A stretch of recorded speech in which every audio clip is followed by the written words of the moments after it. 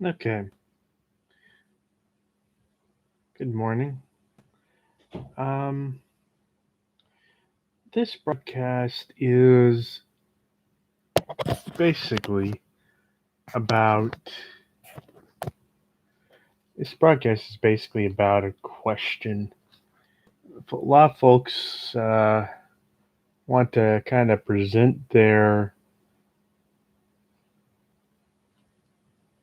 they want to present their. That's getting annoying. Let me just. I know, not the cleanest place to come from. Um,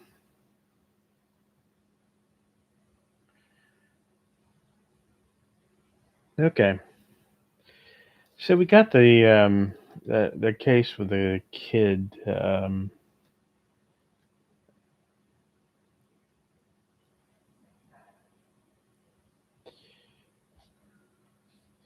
I mean, let's see, where's my?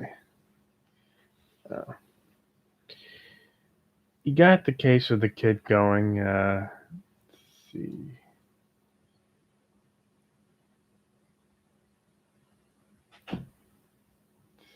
Kyle Rittenhouse. Yeah, I wanted to say something like. I wanted to say something like. Um, Zimmerman, but I knew that was the previous guy who got away with killing somebody because the right wing wanted them to be able to do so. Um, but let me ask you a question here. What exactly are you fighting for? This is what I think. This is part of what I think the problem is here with the attitude towards violence.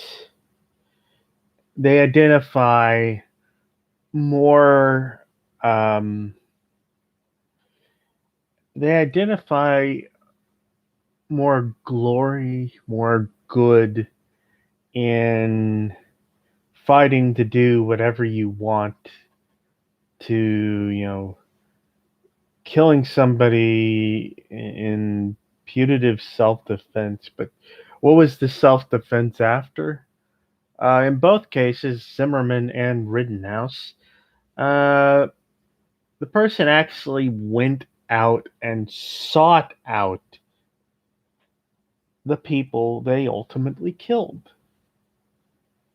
They saw oh, there was going to be a demonstration. Maybe there'll be a riot. I'm going to go and I'm going to go protect the business. Or, oh, I'm going to go and I'm going to track down this bad guy.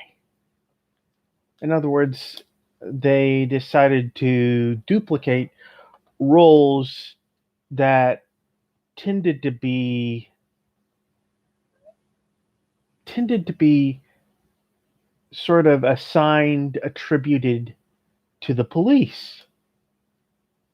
In other words, they wanted to act like vigilantes. Now, vigilantes have been popularized in our media, in films in Hollywood, as the people who go out and mete out justice to the bad guys when, the system won't do so for them. It's been a common trope of action movies for the last few decades. And it's actually kind of toxic if you really think about it, to the idea of it's kind of toxic to the idea of our republic. I know people, want to think, okay, well, somebody needs to stand up to those violent people. Well, that's what you want the cops for. Even if the cops don't always do the right thing, you want somebody who is accountable to the people doing these things. I mean, and we see a similar sort of setup going on with in terms of abortion. um, with the where for legalistic reasons they decided, okay, what we're going to allow people to do is if they think an illegal abortion is taking place, they then have the power to go and sue the person they think did that for $10,000 guaranteed minimum. And that's sort of, and the reason why they're doing that particular action, the reason why they're taking that particular action is they know that the courts wouldn't allow the government to enforce things directly.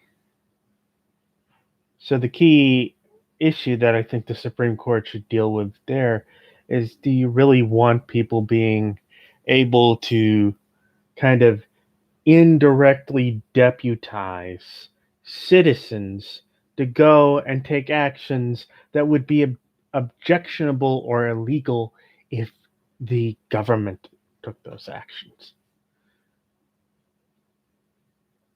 which ought to disturb people.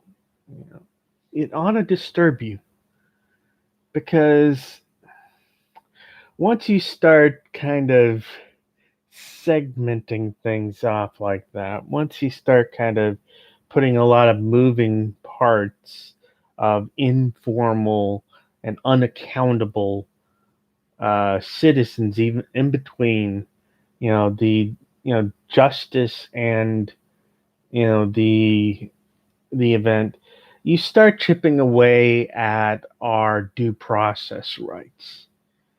And what we want with due process rights is we want to preserve life, liberty, and the pursuit of happiness, or property, alternatively. That's another, this, that's actually the original formulation. But life, liberty, pursuit of happiness, property. We want to preserve our liberty to keep those things until the authorities have proven that a crime has been committed and those liberties can be infringed, that life can be taken, in execution or whatever. But the basic idea is that the government should have to prove that you committed a crime. The government should have to, you know, the government should have to justify this taking of life, liberty, and so on and so forth before that can be taken from you.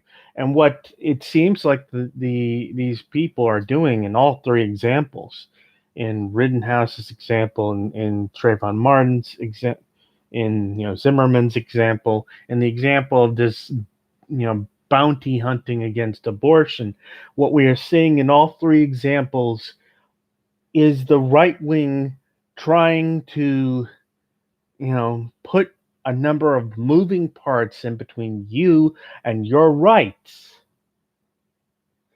in between. They're trying to kind of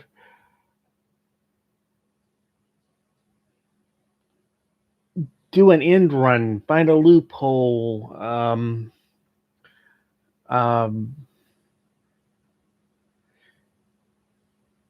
they're trying to throw a monkey wrench basically in the ability of us to hold our government accountable for when it, or to hold our fellow citizens accountable under the rule of law when they exceed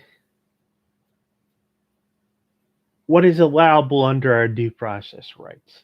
And really, that is, we can talk about freedom. We can talk about, that I have a right to free speech. I have a right to, keep my property. I have a right to this. I have a right to that. Well, what good is it to say you have a right to those things if they can be arbitrarily taken from you by people who are not accountable government agents. If it's just some idiot off the street who can say, "Oh, I have evidence that you carried out a an abortion, so I'm going to sue you for $10,000," and all that because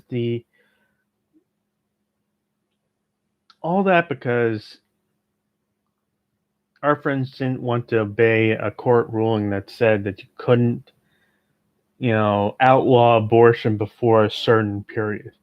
Period. You know, and it points to.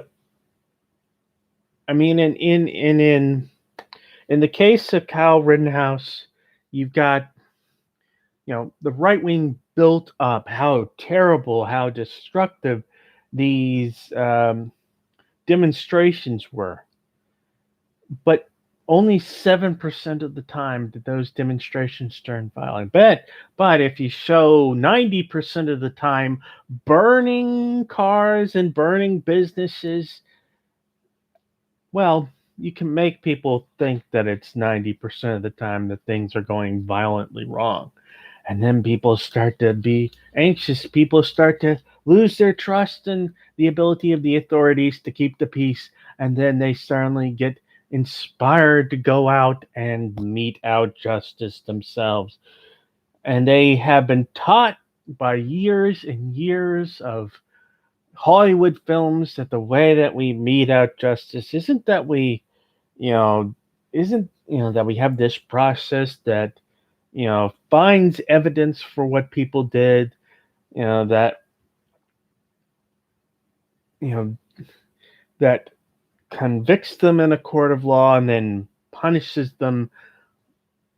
No, instead, it's, we need this hero cop or this hero vigilante to come in and blow these people away.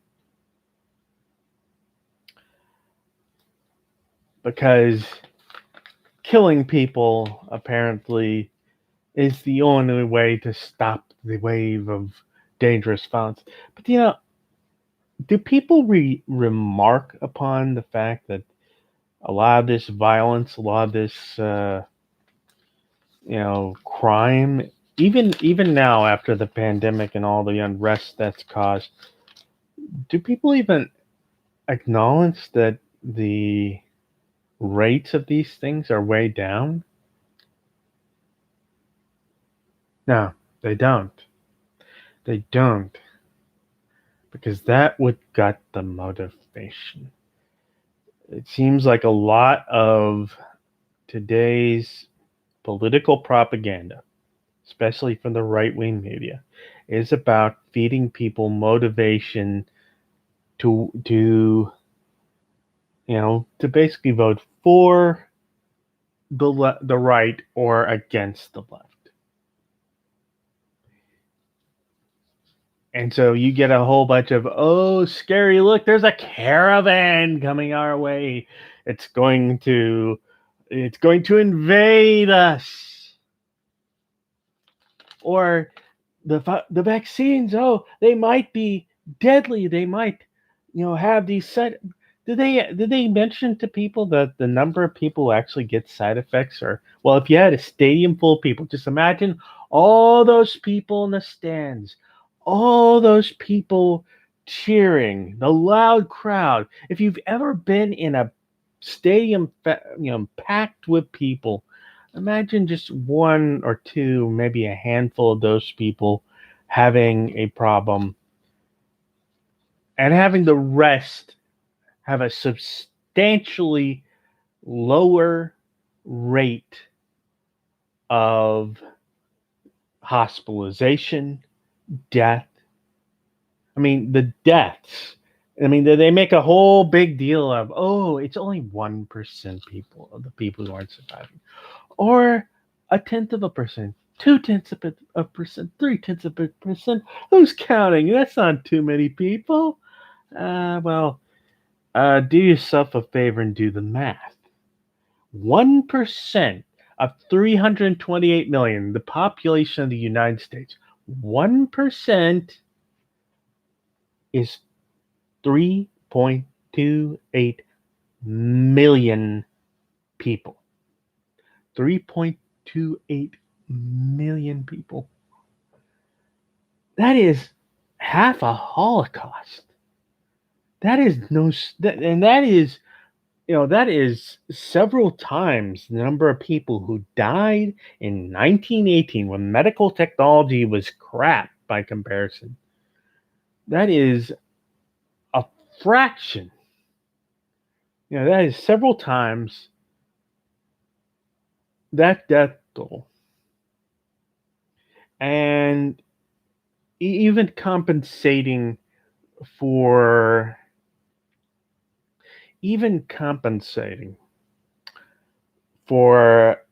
the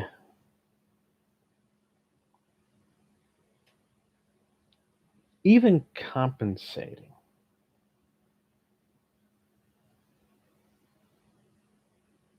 for the difference in population from 1918 to a little more than a century later, even compensating for that,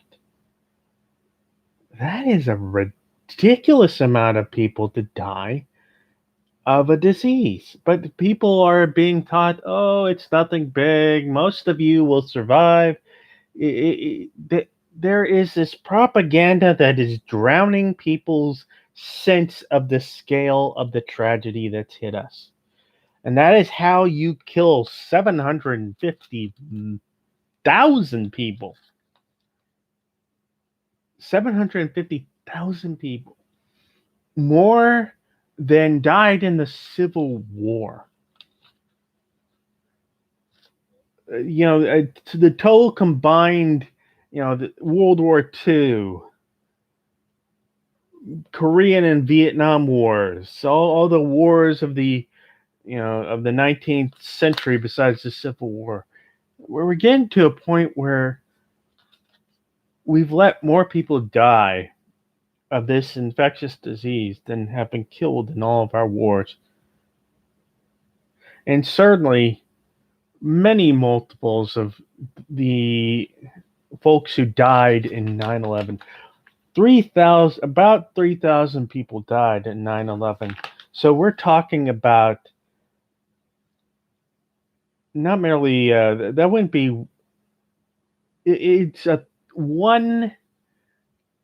The number of people who died in 9/11 is 1/30th of the number of people who have died in this COVID pandemic.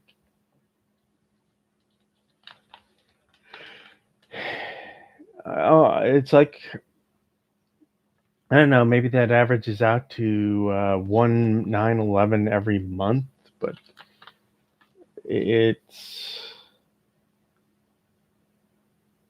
But despite that, you can't get a peep out of the folks on the right. And why? Because they've been demotivated. They are motivated to get angry, to get, threatening and hostile about, about people in a. They're motivated to get threatening and hostile about people doing a.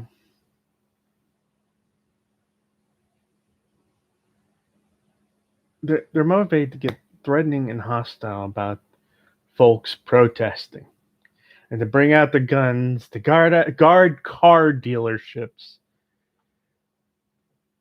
But damn it if you try and motivate them to get a shot in the arm. Because the folks on the right, the leaders, the thought leaders, the political leaders have done such a great job in convincing those people that COVID is a hoax, that there really aren't 750,000 people dead, that most of it is just people who happen to have COVID, happen to be test positive, but died of other things. Oh, and let's talk about the flu. Maybe all the numbers that were supposed to go to the flu got shifted over to the numbers for the to for COVID-19. But no, that's not what happened. That's not what happened. And the funny thing is, they will demand endless proof from you for what is essentially just, this is, what the media has reported. They'll demand endless proof from you, but ask them for proof, and oh no, no, no, no, no, no, no. You're just, you're just a tool of the whatever conspiracy I'm imagining at this point. It's absurd. And I think part of it is that we have, and going back, you've got the whole Trayvon Martin thing, you've got the whole Kyle Rittenhouse thing. You've got, they're all willing to play the hero, track down the criminal, and you know confront the rioters. Do they see it as their patriotic duty to essentially defend civilization from the encroaching violence. The but the awful Here's the awful truth. Here is the truth that they, in essence, aren't admitting to.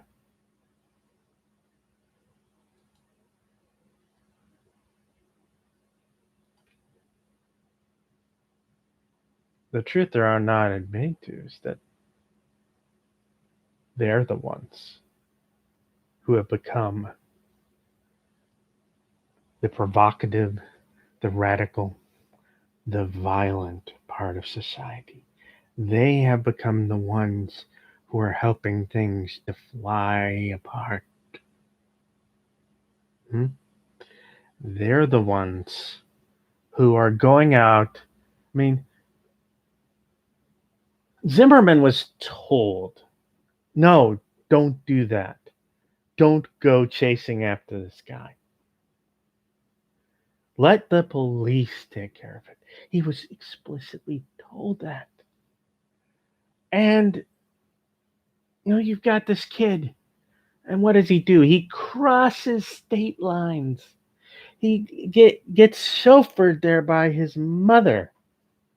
He takes a gun he is legally not supposed to have at that age. And he goes, and according to the reports, he is threatening everybody with that gun. Playing little cowboy with live ammunition. And, well, the predictable results happen. Recently I saw a video of that guy crying or pretending to cry. And he looked very much like he was like he was about to sneeze, or, well, I'm not going to mention what that's supposed to resemble, but either way, he looked like he was straining. And I look at that, and it's like, look, you sought this out. Zimmerman sought this out. You are the ones going out and introducing a level of violence to things that wasn't there before.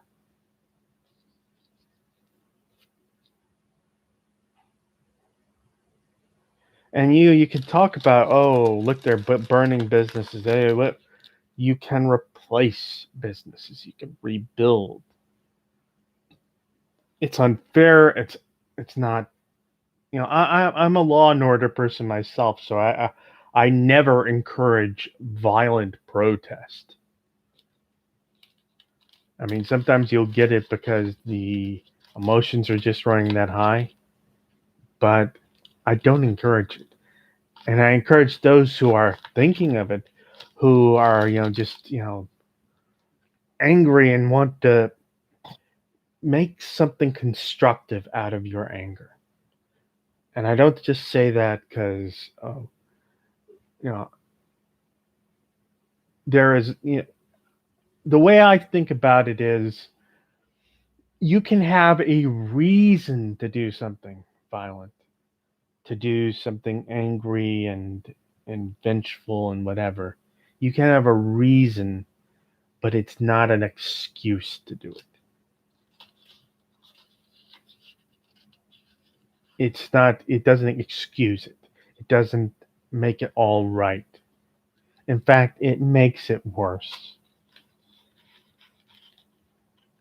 And the people who would oppose things like the more equitable treatment of minorities by the police, the folks who would oppose it know that, and they often attempt their own sort of provocative acts in order to get things going. One example is that AutoZone store that got burned. You had that one white supremacist guy just show up and start the fire, start things going, because they know it discredits their opposition. And more than trying to actually build credit for their own merit, for their own, they want to discredit their opposition so that the opposition has to fall back and everything like that. But what I see what I see them doing, the idea that they're pushing, is one of taking the law into your own hands. That is not freedom. That is anarchy. And let me tell you what the difference between freedom and anarchy is. Freedom is you have the you have the ability to make decisions for how your life goes. Your life. You can go and you can worship as you see fit. And seek out the career that you want to seek out. Make decisions. Do I want to own a house, or do I want to do this instead? Things like that. Now, your freedom is never infinite to act exactly like you please. We have to understand that there's always consequence. There's always the constraints of means. But the at the same time, people ought to have the ability to experiment in their lives, the ability to make judgments. At the same time, society cannot run in with people being able to perfectly choose whatever they want to do. You and this is, I think, important in terms of the current COVID-19 pandemic. People talk about, oh, I want, my body, my choice. A cruel mockery of the abortion rights um, slogan. Because if a woman decides not to keep a baby, if a woman decides not to continue a pregnancy, that woman has made a choice for herself. You will not see 9 other women around them who are pregnant spontaneously aborting because they made that choice for themselves. You will see with the Delta variant, an average of 9 other people around that person who decided not to take any countermeasures to getting the virus, no masking, no, social distancing, no vaccine. 9 other people will, on average, get infected because that person got infected. And if you play that out, if that follows for 3 cycles on, well, that's 9, 81, and then 9 times 81.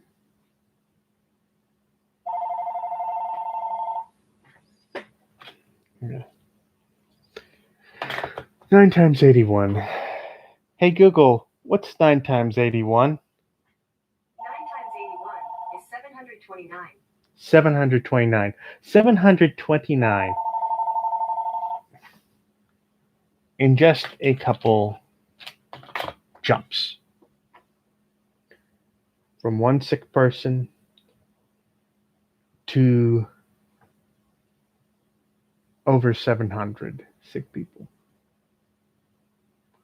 I mean, what is the value of allowing somebody to do that?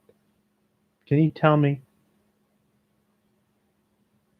What is we have our freedoms in part so that we can have a correctable republic.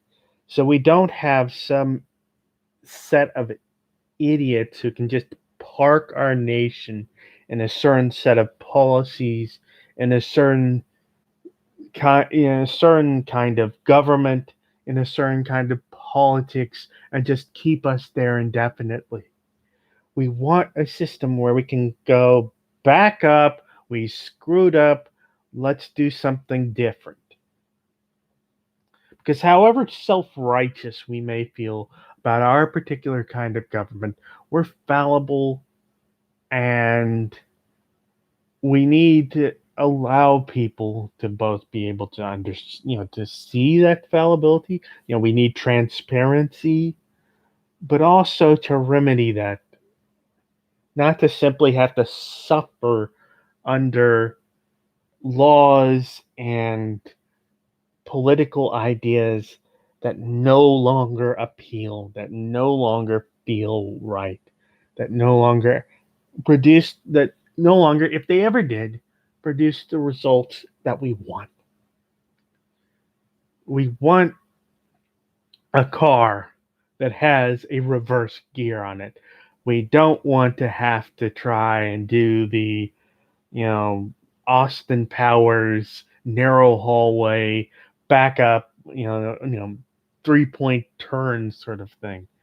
Now, we want to be able to remedy our nation's faults.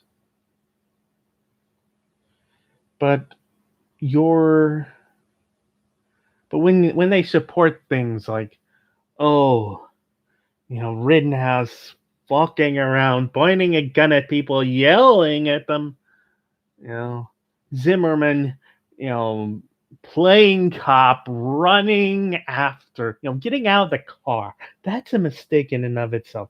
Getting out of the car and you know, running after this kid who, I mean, let's stop for a moment.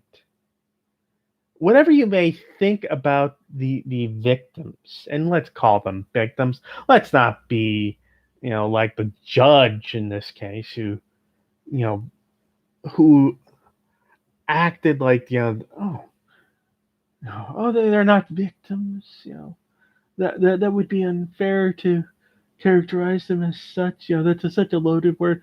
What's loaded?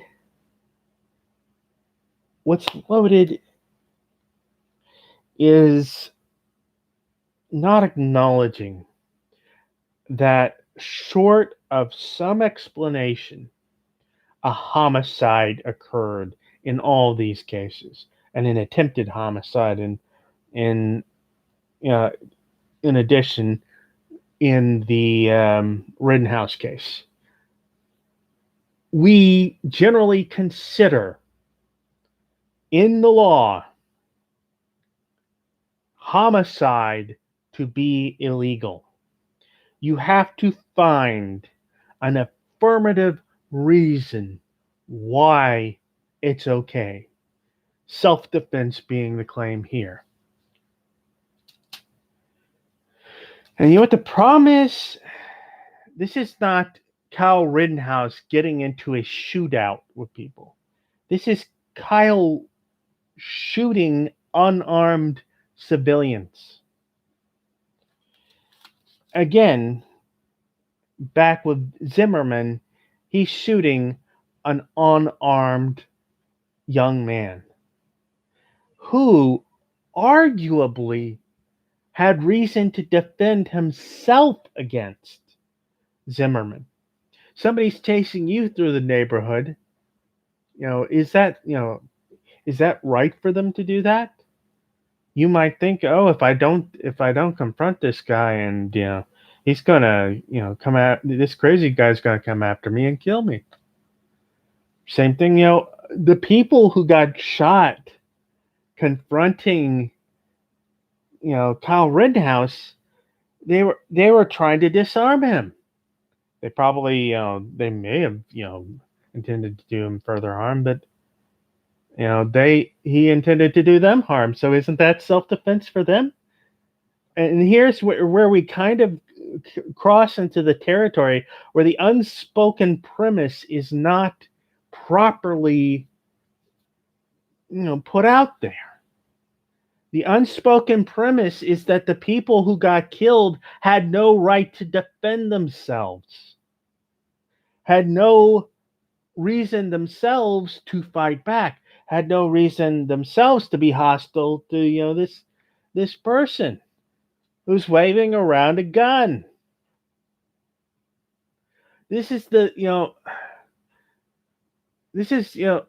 if you really want to be equitable, equal protection of the law, I think we have to consider, let's not be naive about this. There's some people, who, if you're bringing a gun to the fight and, you're going to try and shoot somebody, well, maybe you're kind of deserving what you get. But this is, to automatically assume that the people in question don't have a right to act against the person in question. I mean, it's like these people are like these people until a court of law establishes otherwise have the right to life, liberty, and the pursuit of happiness. They may be absolute scumbags, but they have that right. That is part of living in a republic. That's part of being a citizen in a republic, that we have certain rights. And we talk about in the Declaration of Independence, inalienable rights.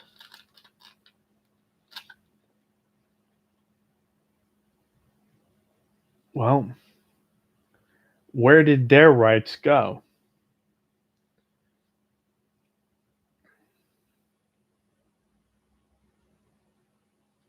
This kid wades into a situation he wasn't asked to come into. Zimmerman wades into a situation that he was asked to keep himself out of. These people put themselves in danger. But the right wing wants them portrayed as heroes, wants them portrayed as the folks doing what the liberals won't let everybody else do. They want to portray their sort of violence as being merited, as being an extension of justice. They want to see these people acquitted and exonerated so that they can motivate others to do as they did.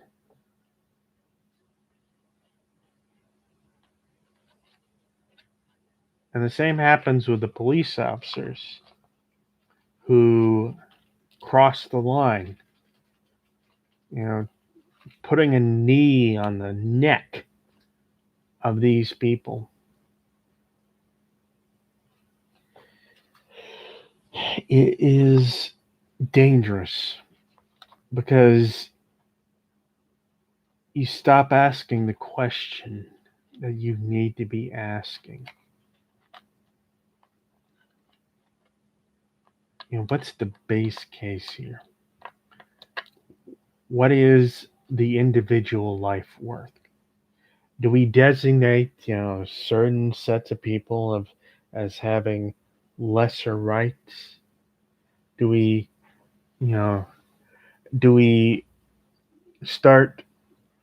How do you fall out of that favor? How do you become a second class citizen?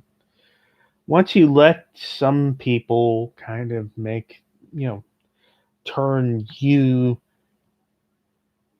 into a non person whose life is cheap, whose life can be dealt away, well, then what kind of freedom, what kind of real liberty do you have? What, what, how do you pursue happiness?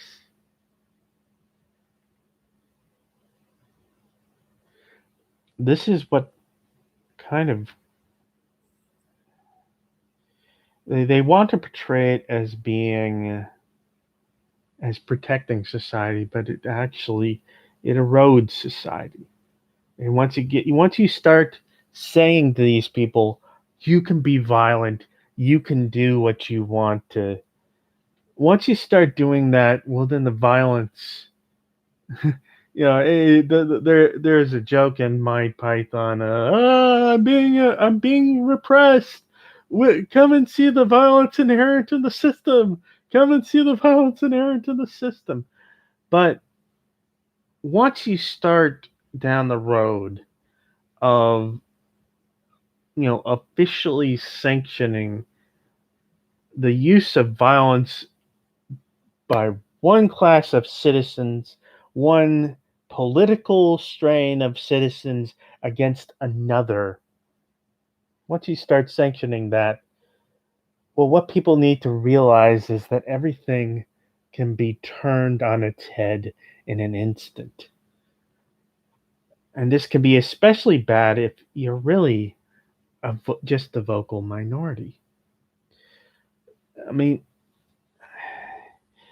part of what protects you as a person in a government like this is that the government needs to prove that it's got a reason to do what it's doing to you. If and you have example like with this abortion law, what is it doing an end run around? Well, the judgments of the courts have been that rules that restrict abortion before a certain threshold are unconstitutional, according to the precedent of Roe v. Wade and other cases. And so what are they doing? They're kind of delegating it to a group of people not covered in those decisions. And so what happens? Well, you have this set of people who can't be properly regulated going out and doing essentially vigilante justice. But think ahead a little bit. Repurpose the idea. What if a state wanted to kind of outlaw a certain kind of gun, but didn't want to take the responsibility, didn't want to kind of produce a law that had the authority vested in the people? Instead, if somebody saw you with this gun, they would be able to collect a bounty for, you know, ratting you out on that.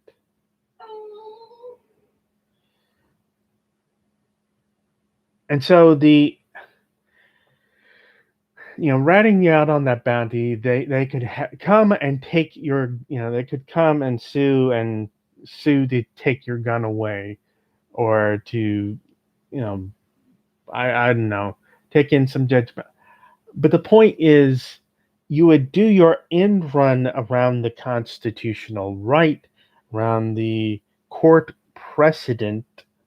You would do that by saying, oh, it's not the government that's taking away your gun rights, it's this other group, it's this other person. So it doesn't. So the Second Amendment doesn't apply. And then, of course, what limits that? What keeps it from being, a para police paramilitary organization that's delegated a a right to do these things? I mean, this is how you get things like the SS, which I think is pretty much a starts out as a party security service for the Nazis. This is how you get that sort of thing.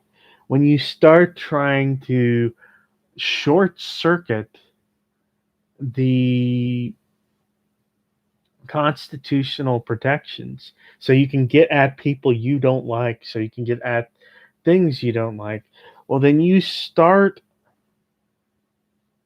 give other people ideas. And if you push people hard enough, they might just take those ideas up and use them against you and your politics. And you wouldn't be able to fight back with the courts. You wouldn't be able to, do much of anything if they keep this whole thing about the bounties going. And so, what then?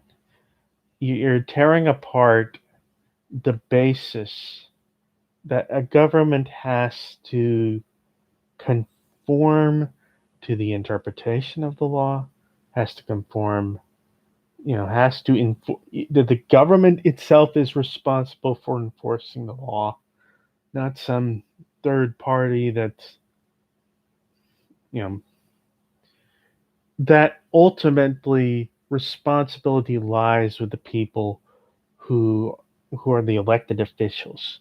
The buck stops there. And that's also where, it's also why we don't want vigilante justice out there. We don't want to be encouraging people like Kyle Rittenhouse and people like George Zimmerman. We don't want to be encouraging these people to kill other people in quote unquote self defense, which is really, going out there and being vigilantes. We don't want to encourage vigilante justice because, unlike real superheroes who a screenwriter or a comic book writer can ensure are virtuous and good, unlike those people, we can't really ensure that the people we're empowering to do this sort of thing. I mean, it's like I told a guy on Twitter not so long ago. It really is mob justice at that point. Once you start letting people rise up and take other people's lives and go around and and quote unquote defend themselves in that way. Once you start doing that, what you essentially have is mob style violence. And it may be satisfying to some people's politics to go back to that. It may satisfy their sense of control in a civil, and make them think that's reinforcing civilization, but in fact, it is degrading civilization. When we look back at the 1920s in the South, we do not see the lynchings, the you know black men getting pulled off the street and beaten to death or burned to death or whatever. We don't see that as evidence of the South being a civilized society. We see it as barbarism. We see it as barbarism because you have that one set of people who had to live their lives walking through a minefield, and this other set of people who could at will attack those other people, mistreat those other people, treat those other people with discriminate against them, you know, treat them as a little better than the slaves that their ancestors were. It's it it doesn't civilize this sort of behavior. It undermines civilization. And guess what? What happens if the left wing takes its cue from the right wing? What if they start toting around guns to defend themselves? What if suddenly the Democrats and liberals start going, you know what? You're right.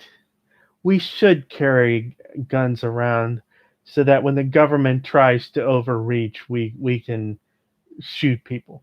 And guess how fast the gun control laws would start popping up then?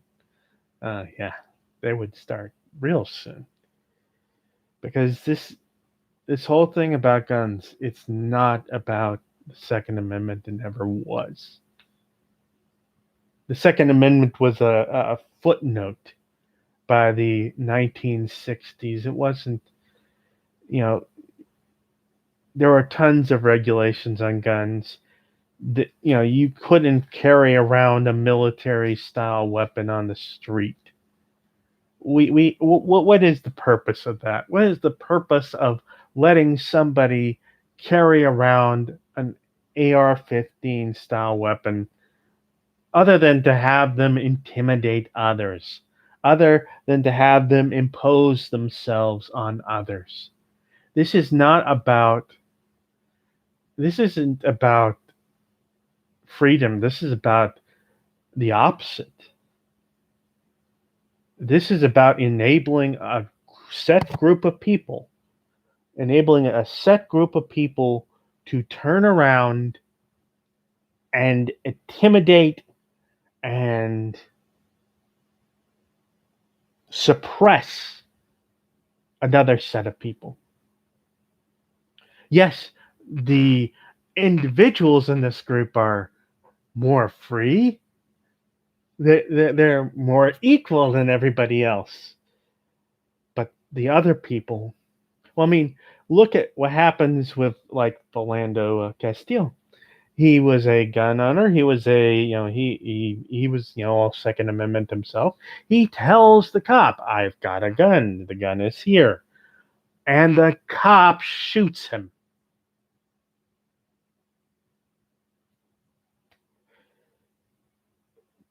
Black people get shot merely for having a cell phone. They're not even given a chance to comply. A kid with a BB gun in an open carry state is shot without a chance to comply. We can talk about compliance, but if we're not giving people enough time to comply, then we're not really talking about compliance here. We're talking about submission.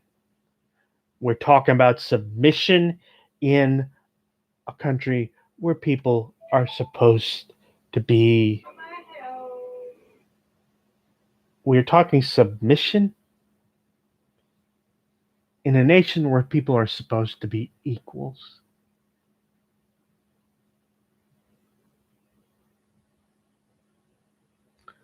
Think about that for a second. I was arguing with a guy about the COVID thing, and he starts going, "Oh, if those people start pushing those vaccine mandates on me, it will be war." War.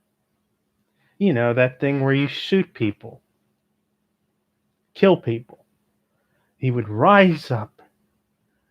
You know, you have Ted Cruz, a senator who swore an oath to uphold, the United States Constitution and the country and the United States, talking about removing, starting a little insurrection in part of that country to remove the state from that country.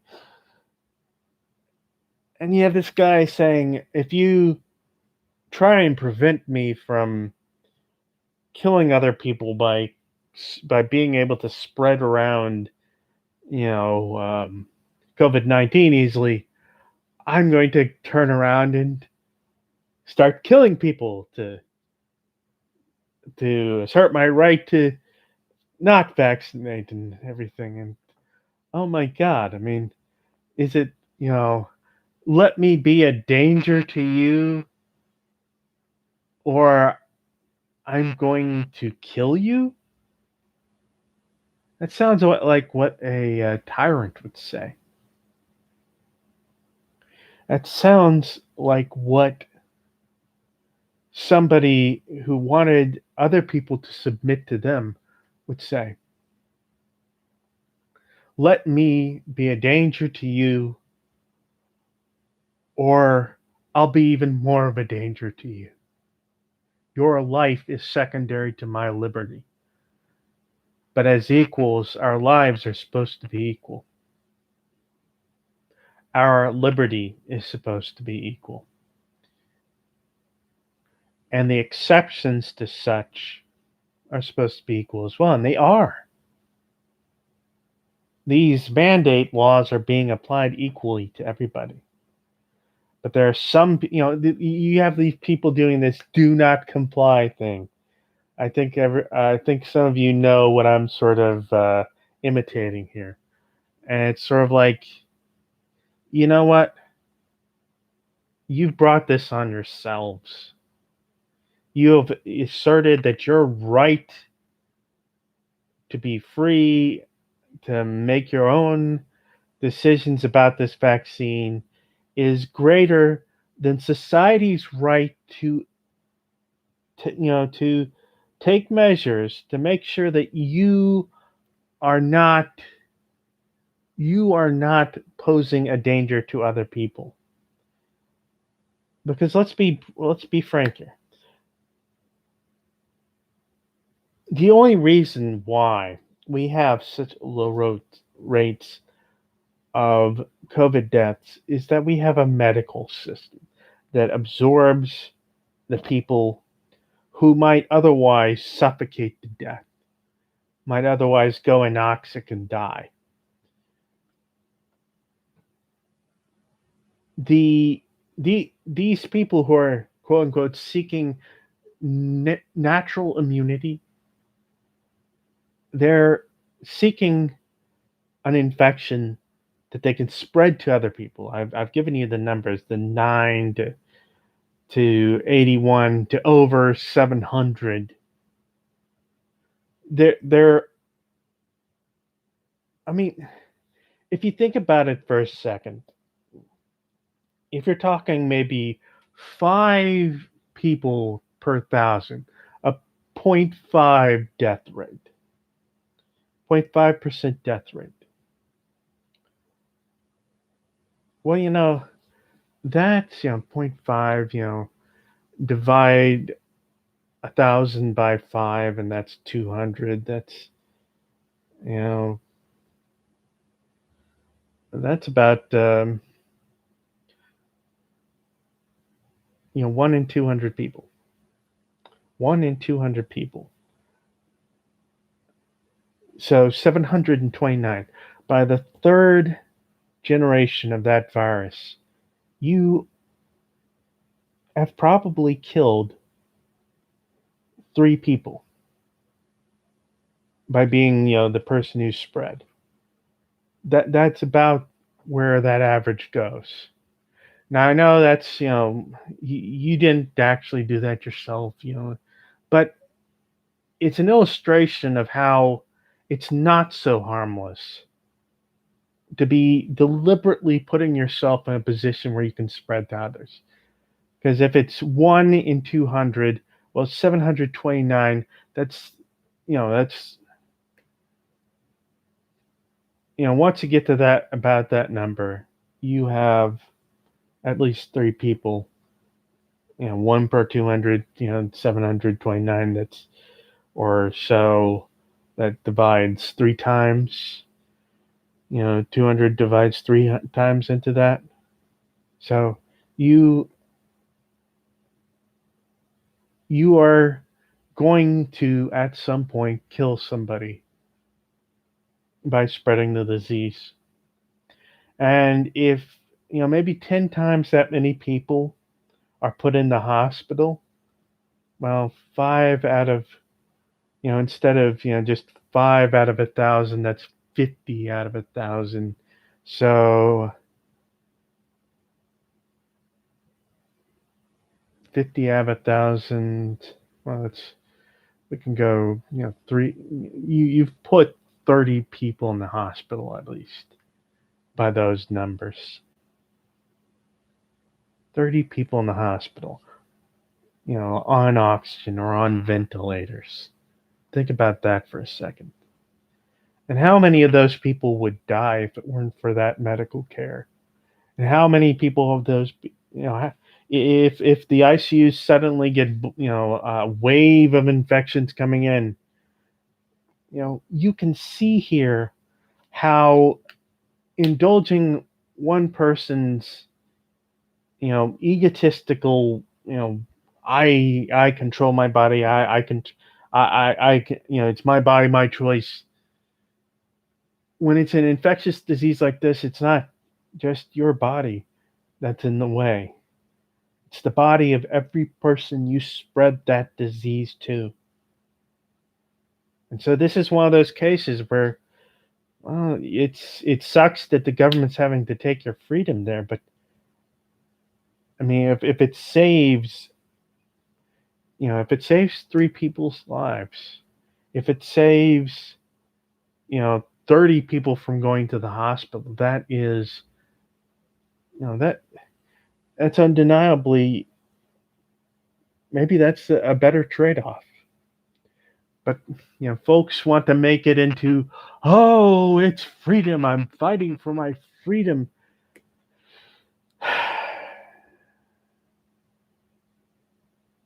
Yeah, you're fighting for your freedom and nobody else's. You're fighting for yourself, not for your country.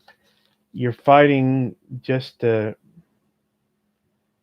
just to impose your will on others, to impose your choice on others. And we have 750,000 people, more than that by this point, dead. And hundreds of thousands of those cases were preventable if people had obeyed the rules, if people had vaccinated.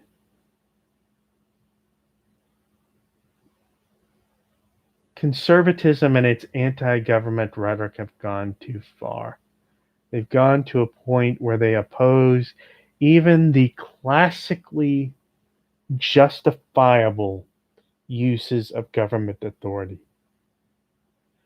to where people are just not making the discernment anymore. It's no longer just the wise exceptions.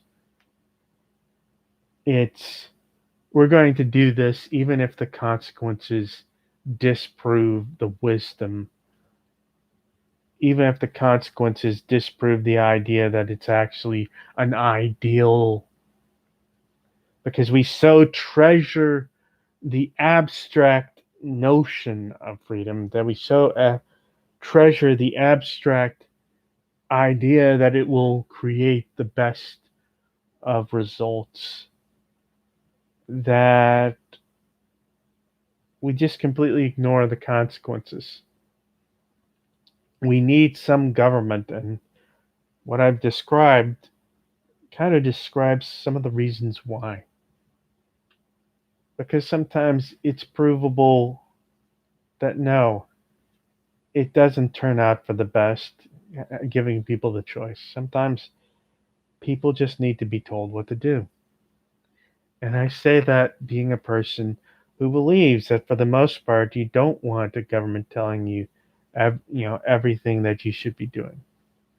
But in cases like this, the real effect of it,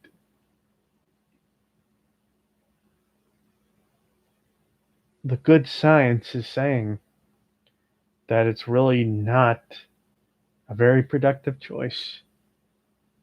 People need to get vaccinated.